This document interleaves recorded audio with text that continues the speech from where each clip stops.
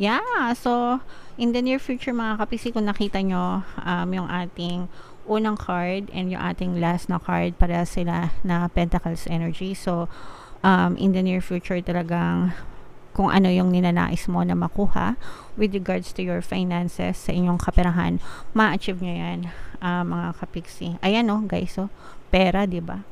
So ibig sabihin nito, you will fruits of your labor. Fruits of labor.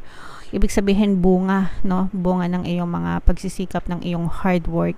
And dadating yung time na makakapagpahinga ka din, makakapag-relax ka rin, makakapag-chill ka rin. Yung isipan mo mananahimik.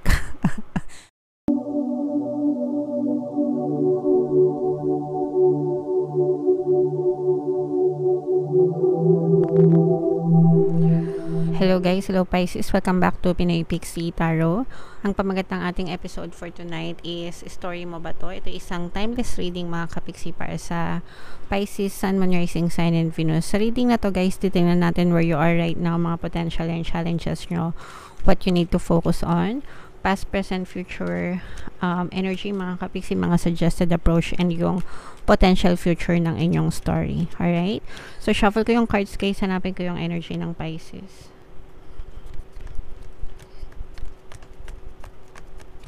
Ito. So, Pisces guys, kayo ay represent ng King of Cups sa ating spread. Combination guys ng positive and negative energy. General reading lang. Pwedeng mag-resonate, pwedeng hindi. If in case naka-resonate kayo, comment down below mga kapixie. Alright? So, where you are right now mga kapixie, this is an earth sign energy. Capricorn, Taurus, Virgo. For some of you, maaring may earth element kayo sa inyong natal chart. For some of you, maaring you are dealing with an earth sign. Pero for some of you mga kapixie, you are focused on your kaperahan. Okay? So, parang fino-focus ng atensyon nyo yung inyong kaperahan. You're looking or wanting for growth, financial growth, mga kapixie. Pwede nyo ibasa nyo through career, ganyan. Kumbaga parang nagfo-focus kayo sa inyong trabaho, sa inyong negosyo, kung kayo man ay nagne-negosyo, sa inyong investment, kung kayo man ay may investment. Pero ang gusto nyo ay lumawak, lumago yung inyong finances, kaperahan mga kapixie. Alright? So, comment down below guys if naka-resonate kayo.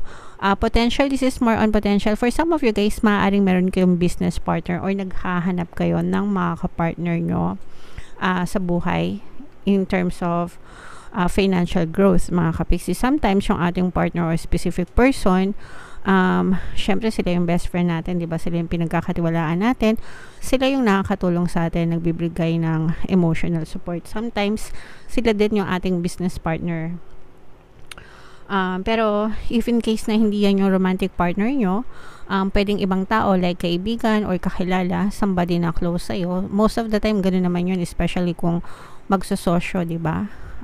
Kailangan kakilala, kailangan mapagkakatiwalaan mga kapixie. And for some of you, parang sinasabi dito na 2 heads are better than 1 mga kapixie. Kung may katulong ka, mas malayo yung iyong pwedeng marating kapixie. What to focus on mga kapixie, may mga financial challenges kayo, okay? And yun yung fino-focus nyo kung paano nyo ma-overcome yung mga financial struggles nyo. Kaya nga nagfo-focus kayo ngayon sa pag-expand ng kaperahan. For some of you, maaaring hindi naman kayo naghihirap sa pera, pero parang stagnant. Ibig sabihin, yes, may dumadating, yes, may sinasakad kayo, yes, may perang dumadating, pero hindi kayo nakakaipon or hindi enough para let's say mag-resign kayo, or hindi kayo komportable na parang kapag nawalan kayo ng trabaho, alam nyo na wala na rin kayong pera. May konting ipon pero alam mo yun, parang ilang months lang pwede siyang mawala. So mga ganun. So yun yung pinagfo-focusan nyo mga kapixie, kung paano nyo malalampasan itong mga financial stagnation na to. Alright? In your recent past mga kapixie, nagsimula kayo ng bagong journey. Recent ito, no? And maaaring ito yung nagiging inspirasyon nyo, kaya nagpapalawak kayo ng inyong kaperahan. Kasi parang for some of you, parang na-reborn kayo, yeah. Reborn rich, no? Alam nyo ba yun? Yung K-drama ni Song Joong Ki. Hindi ko siya, mga nakailang episodes lang ako, pero hindi ko tinuloy. Pero in case na parang gano'n, no? Parang reborn. Gusto nyong yumaman, gusto nyo magbago yung takbo ng inyong pamumuhay mga kapiksi. Yan yung na-realize nyo sa inyong past. One of your greatest strength mga kapiksi, magaling kayo sa pakikisama sa ibang tao and magagamit nyo yan to expand your network. Lalo na, let's say for example, mag-sales kayo, ganyan. Tapos maraming kayong kakilala, magaling kayong mag-rapport, mag-build ng rapport, magaling kayong makipag-usap, magaling kayong mag-sales talk, magaling kayong customer service, ganyan. So, magagamit nyo yan sa inyong advantage. It's one of your greatest strength. Yung marunong kayong makipag-usap, you know how to tap, no? Yung ibang tao, and makakatulong yan, makakatulong yan sa pagpapalago ng iyong kaperahan, mga kapiksi. Alright? In the near future, guys, ayan, no, pera, no?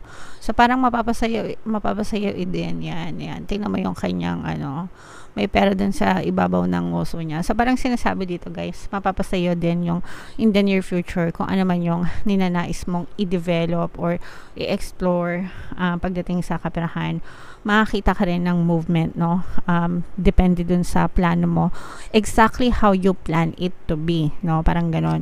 Kung ano man yung pinaplano mo right now, minamanifest mo right now pagdating sa kaperahan, in the near future, exactly how you envisioned it, kung paano mo siya visualize, kung paano mo siya in-imagine, kung paano mo siya na-feel na dadating sa'yo, that's how exactly it will arrive to your life, mga kapiksi. That's why it's very important na you always stay on top of your thoughts, mga kapiksi.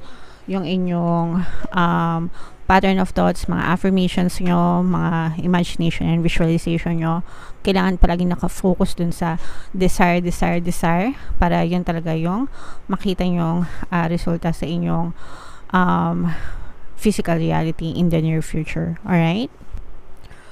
Alright, so sa suggested approach naman, mga kapiksi,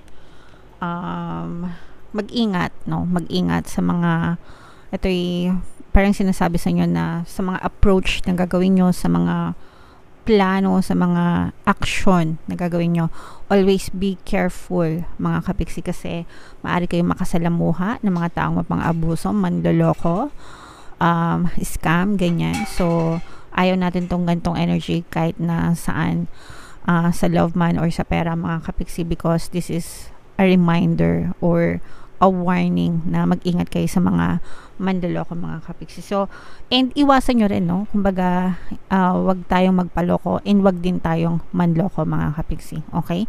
So, yan ang mensahe sa inyo regarding sa inyong suggested approach, guys. What you need to know, mas lalo pa kayong lalakas. Parang magiging kayo, version 2.0 Pisces, version 2.0, ganyan.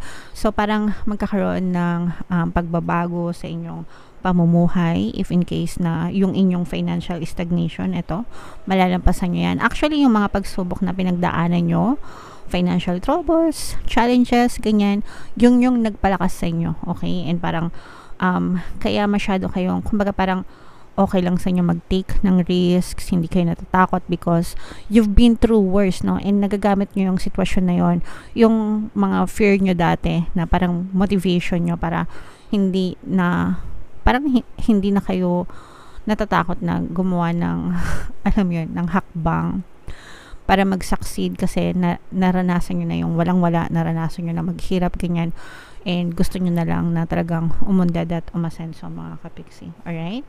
So, the strength is within you, mga kapiksi. You have to understand na ang kailangan lakasan talaga ng loob kasi everything is a risk, no? Lahat yan may risk. Yeah, so hindi nyo din malalaman yung resulta kung hindi nyo susubukan. So, lakasan lang talaga ng loob, mga kapiksi.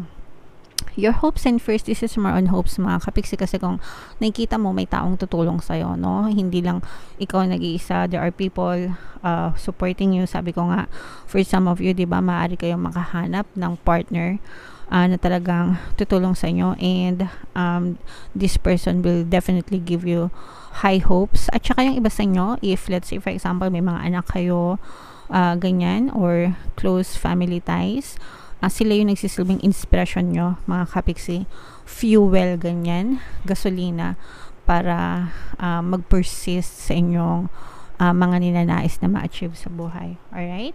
Yeah. So, in the near future mga kapiksi, kung nakita nyo yung ating unang card and yung ating last na card, para sila na Pentacles energy. So, in the near future talagang kung ano yung ninanais mo na makuha with regards to your finances sa inyong kaperahan, ma-achieve nyo yan, mga kapiksi. Ayan guys, pera, diba?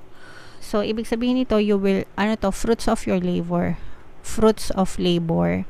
Ibig sabihin, bunga, bunga ng iyong mga pagsisikap, ng iyong hard work. And dadating yung time na makakapagpahinga ka din, makakapag-relax ka rin, makakapag-chill ka rin. Yung isipan mo mananahimik. Matatahimik, kasi hindi ka na mamomroblema sa pera because yung mga itinanim mo ngayon, yung mga efforts mo ngayon, aanihin mo yan in the near future. Kaya hindi talaga masasayang yung mga future nyo kapag ka or yung energy nyo kapag kayo ay nagtatanim, nag-e-effort, nagtatanim ng mabubuting sidhi sa inyong isipan, and ganun din sa inyong mga action na ginagawa sa buhay. Alright? So, i-claim nyo na yan guys, mine abundance of money, mine wealth, mine riches, ganyan, para talagang in the future ma-harvest nyo itong mga fruits of your labor, mga kapiksi. Alright? So, comment down below, Pisces, if story nyo ba yan. Tingnan natin yung additional na mensahe sa inyo gamit itong deck na to. Shuffle ko to guys, habang sinashuffle natin to. Panoorin nyo muna itong video natin regarding sa ating paano mag-manifest ng abundance video course. Kapiksi, sawa ka na ba sa mga struggles at hirap sa buhay mo? Masipag ka ba at masikap sa buhay ngunit hindi ka pa rin umaasenso? Ilang beses ka na bang nag-attempt magnegosyo at mag-invest pero palagi ka pa rin nalulugi? Sa pagkakataon na ito ay maaaring may subconscious beliefs ka na nagiging balakid sa iyong pag-unlad at pagyaman. Introducing, paano mag-manifest ng abundance video course. Dito ay matututunan mong ma-overcome ang mga balakid mo para tuluyan ka ng umunlad, umasenso, sumagana, maging matagumpay, successful at maswerte sa iyong kabuhayan, pera, trabaho, negosyo, salapi at kaperahan ng bonggang-bongga. Dali, mag-send na ng email sa pinoypixitaro@gmail.com at simulan na ang iyong pagyaman ngayon. Alright, so gusto mo bang yumaman, kapiksi? Gusto mo ba talaga maging mayaman at ma-harvest itong mga kayamanan in the future? Mag-avail ka na ng course, sobrang ganda talaga niyan. And good news kasi magbibigay ako ng 10% discount until October 31 mga kapiksi sa lahat ng mag-avail ng course. So, samantalahin nyo habang mainit-init pa. And meron din tayong email coaching guys, manifest your desires using the law of attraction. If meron kayo mga specific na gusto nyong i-manifest, pwedeng love and career, love and relationship, money or career, pwede kayo magpabook ng email coaching session with me guys. Mag-send lang kayo ng email sa pinoypixitaro@gmail.com. So, ito yung mga additional na mensahe sa inyo. Ito yung mga pagbabago, mga kapiksi, regeneration. So, kung mapapansin nyo yung ito yung puno, tapos yung mga branches niya, diba? Tapos may mga leaves, dahon. So, kung mapapansin nyo guys, yung dahon halos nalagas na, diba? Ibig sabihin nito, inaalis ni universe yung mga unwanted stories, tao, bagay, sitwasyon sa buhay mo to make space dun sa mga bagong bagay, tao, sitwasyon na deserve mo sa buhay. So, this is a cycle, transformation. Kailangan magkaroon ng endings sa mga unwanted, sa mga tapos na bagay para mabigyan ng space yung mga new beginnings naman sa buhay mo na magdadala ng mga bagong experiences, mga bagong blessings sa buhay mo. Alright? So, if you're facing some kind of problems or challenges right now, mga kapiksi, don't worry because it's part of the process. Bahagi yan ng learning, bahagi yan ng buhay. May matututunan kayo dyan. And again, ini-eliminate ni universe yung mga unwanted, mga toxic na bagay para mabigyan ng space yung mga blessings, pagpapala sa buhay mo.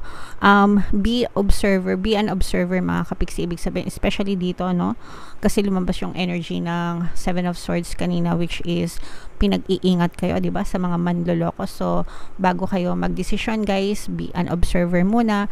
Always magsaliksik, mag-aral bago mag-take ng action, bago gawa ng desisyon para hindi kayo mapahamak, mga kapiksi. Alright? And kailangan adaptable din kayo to change. Adaptable kayo dito sa mga pagbabago na to, flexible, no? Kapag yung pagiging flexible, mga kapiksi, ibig sabihin, tinatanggap nyo whatever is happening sa circumstances nyo, knowing that it's you who created that, and definitely you can definitely change it by changing the pattern of your thoughts. So, ibig sabihin, yun, maging flexible kayo, maging adaptable kayo to changes para mas madali kayo makasurvive sa buhay, mga kapiksi. Alright? So, yan ang reading mo, Pisces. Comment down below, guys, if naka-resonate kayo.